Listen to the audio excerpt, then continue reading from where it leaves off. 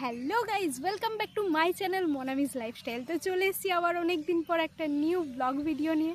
তো এখন সোনাই আর আমি এই যে বাইরে, আমাদের কোয়ার্টারের বাইরে একটু হাঁটাহাঁটি করছি।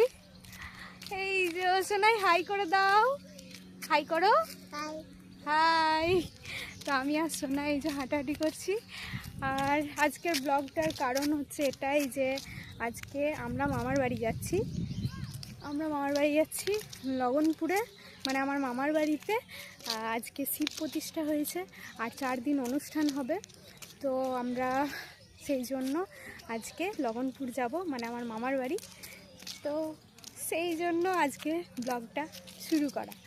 তো এখন আমরা একটু হাঁটাহাঁটি করছি। এই যে সোনাই বলছে বাইরে যাব, সেই জন্য ওকে নিয়ে একটু হাঁটছি। আর একটু পরেই আমি চলে যাব আমার ব্যাগ গোছানোর জন্য। এই যে টাটা করছে, টাটা। তো যাই হোক, একটু পরেই আমি চলে যাব আমার ব্যাগটা গুছানোর জন্য। তো তখন একবারেই চলো দেখা হচ্ছে। তো এখানে আমি সমস্ত ড্রেস আমি গুছিয়ে নিয়েছি মামার বাড়ি যাওয়ার জন্য, পুরোপুরি রেডি। আর এটাই প্রবলেম হয় কোথাও বাইরে গেলে, কি ড্রেস পরবো, কি ড্রেস নিয়ে যাব কিছু বোঝা যায় না। মনে হয় যে এটা নিয়ে যাবো না ওটা নিয়ে যাবো। তো যাই হোক, ফাইনালি আমার ড্রেস গোছানো হয়ে গিয়েছে। এগুলো এবার ব্যাগের মধ্যে ভরে নেবো, বাস তারপর লগনপুরের জন্য বেরিয়ে পড়বো। তো আমি এখন রেডি হয়ে গেছি আর আমি লগনপুর চলে যাচ্ছি। আর আরও একটা ব্যাগ আছে, সেটা বাইরে আছে। তো যাই হোক, আমি রেডি হয়ে গেছি। তো চলো যাই লগনপুর, তারপর আবার দেখা হচ্ছে। তারপর আমি চলে যাই মামার বাড়ি, এবং মামার বাড়ি গিয়ে ভাইকে বলি, ভাই চল একটু মন্দির দিকে একটু ঘুরে আসি। কারণ আমার তো যাওয়া হয়নি, ওরা হয়তো সকালে গিয়েছিল কিন্তু আমার যাওয়া হয়নি। তাই আমি, সোনাই, ভাইয়ের মাসির ছেলে, আমরা সবাই মিলে চলে যাই মন্দির একটু দর্শনের জন্য। আর ওইদিকে মেলাটা বসেছে, তো মেলা তো যাবো অবশ্যই, কিন্তু আগে মন্দির যাই, মহাদেবের দর্শনটা করি, তারপর মেলা যাবো অবশ্যই। তো এখানে মন্দিরে এসেই প্রথমেই দেখা হয়ে গিয়েছিল ভাইয়ের বন্ধু রিপনের সাথে। তো ওর সাথে কথা বলার পর চলে গেলাম মহাদেবের দর্শন করতে। তো এখানে মহাদেবের দর্শন করে নিই। আর সকালে মন্দিরে যজ্ঞ হয়েছিল, কলস যাত্রা হয়েছিল, কিন্তু আমরা আসতে পারিনি সকালে, তাই বিকালে এসেছি। আর এখানে অনুষ্ঠানগুলো সমস্ত হবে, স্টেজ হয়েছে। আর এইদিকে একটা ছোট্ট করে মেলাও বসেছিল, তাই ভাইকে বললাম চল মেলা থেকেও চল ঘুরে আসি। কিন্তু মেলাতে এসে দেখি একটাও লোক নেই, কারণ আমরা খুব তাড়াতাড়ি চলে এসেছিলাম মেলা দেখতে, মানে সন্ধেবেলাতেই। তো অনেক দোকানও খোলেনি। আর এইদিকে দেখতেই পাচ্ছ রাইডগুলো অনেক চালুও হয়নি, কোনোটাই চালু হয়নি। তো যাই হোক, আমরা একটু মেলাটাও ঘুরে নিলাম, যে কি কি এসেছে দেখিনি। তো মেলাটাও ঘুরে নিলাম, তারপর এবার আমরা বাড়ি চলে যাব। তো আমরা মন্দির থেকে চলে এসেছি, আবার যদি আমরা যাই তখন দেখাবো।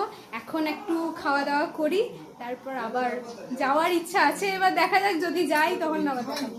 আমরা এখন সবাই মিলে এখন গল্প করছি। এই যে সবাই চলে এসছে, আর এ তো ক্যামেরা তো আসতেই চাইছে না, শুধু মুখ দেখাচ্ছে। তোরা কি করছিস রে ফোনে? প্রাইভেসি দেখিয়ে দিচ্ছি আমি সবাইকে। তো চলো, যাওয়ার সময় আবার দেখা হচ্ছে। আমার খাওয়া দাওয়া হয়ে গিয়েছে, মুড়ি। আর এবার আমরা যাব, কি হবে, গীতা পাঠ।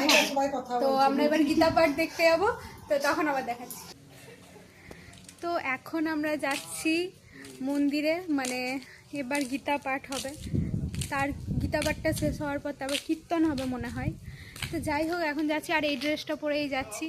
সবাই বলছিল যে ড্রেস চেঞ্জ কর, আবার কে ড্রেস চেঞ্জ করছে। তো চলো যাই। আর মনে হচ্ছে মেঘ করে আছে, হাওয়া দিচ্ছে, মনে হচ্ছে বৃষ্টি হতে পারে। তো চলো যাই, দেখি কি হয়। তারপর এখানে কীর্তন শুরু হয়ে যায়, আর আমরা কীর্তন দেখতে চলে আসি। এখানে মনীষা, আমি দুজনে বসে পড়ি কীর্তন দেখতে, আরও সবাই ছিল।